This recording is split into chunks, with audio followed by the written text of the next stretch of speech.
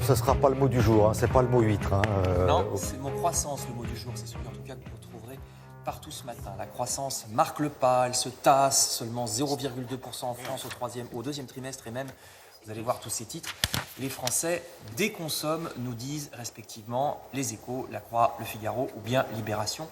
Malgré une certaine augmentation de nos revenus, nous faisons peu d'achats, ce qui fait tourner l'économie au ralenti, d'où cette faible croissance, qui d'ailleurs est encore pire chez nos voisins allemands. Ah bah, faut que je recommence depuis le début, on m'entendait pas? Non? Ah, alors allez-y, ça vous donne un petit côté chanteur de charme.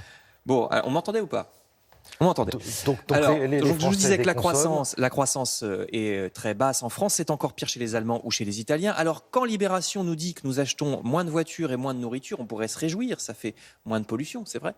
Et puis de toute façon, on sait qu'on consomme trop, seulement il est vrai que ça pose un autre problème dans le système actuel.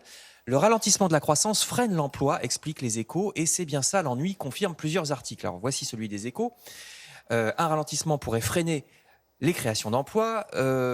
Vous trouverez aussi, par exemple, sur Internet, d'autres articles de plus en plus sur les sites de France Culture, de Marianne ou du Point, par exemple. La croissance est-elle nécessaire ou ne faudrait-il pas plutôt que nous devenions décroissants? Une phrase de Delphine Batho, à droite, ancienne ministre de l'Environnement, résume la question au point.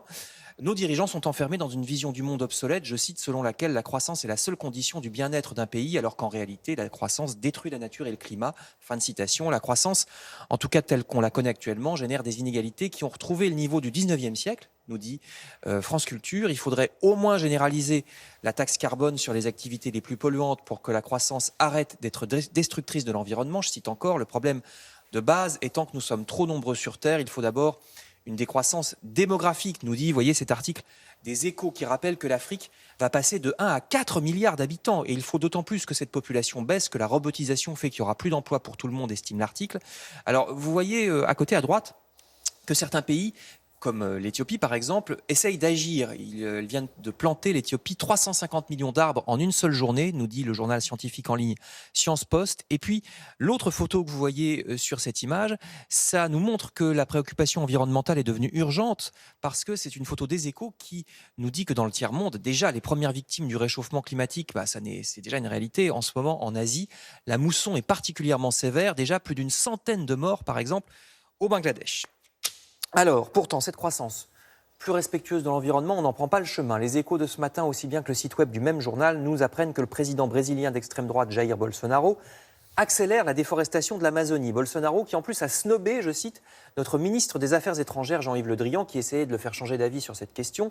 Bolsonaro a même annulé au dernier moment le rendez-vous après avoir déclaré que le ministre français, je cite, n'a pas intérêt à venir lui donner des leçons, sinon il va voir à qui il a affaire. Fin de citation. L'article rappelle que nous sommes pourtant en train de négocier un accord commercial avec le si peu vertueux Brésil. De leur côté, Libération ou l'Humanité nous apprennent que les défenseurs de l'environnement, eux, sont régulièrement assassinés. Mais oui, plus de 160 morts l'an dernier, essentiellement aux Philippines, au Brésil justement, en Colombie ou encore en Inde. Alors, Greta Thunberg a raison, estime Libération, d'utiliser un bateau à voile, je ne sais pas si vous êtes au courant, pour se rendre aux USA en septembre. Elle utilisera un bateau à voile et non pas l'avion très polluant, comme on le sait, vous avez vu l'article. Avion qui est favorisé fiscalement par rapport au train, alors que le train est beaucoup plus écolo. Voici cet article. Mais n'oublions pas non plus que notre surconsommation d'écran, elle aussi, est polluante. Le Canard enchaîné souligne que chaque fois que nous envoyons un mail ou surtout que nous regardons une vidéo sur Internet, eh bien la consommation d'électricité fait que ça suppose, à chaque fois qu'on allume, parce qu'on ne fait pas seulement tourner l'ordinateur, il y a aussi des serveurs qui sont éloignés de l'endroit où on est.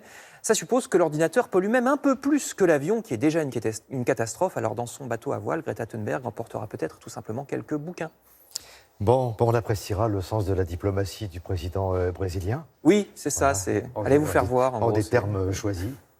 Ouais, si t'approches, je vais m'occuper de toi, moi. Voilà, c'est à peu près ça. Un peu ça. Donald Trump ou Boris Johnson, ou Bon, il y en a d'autres. Vous revenez tout à l'heure pour la presse culturelle.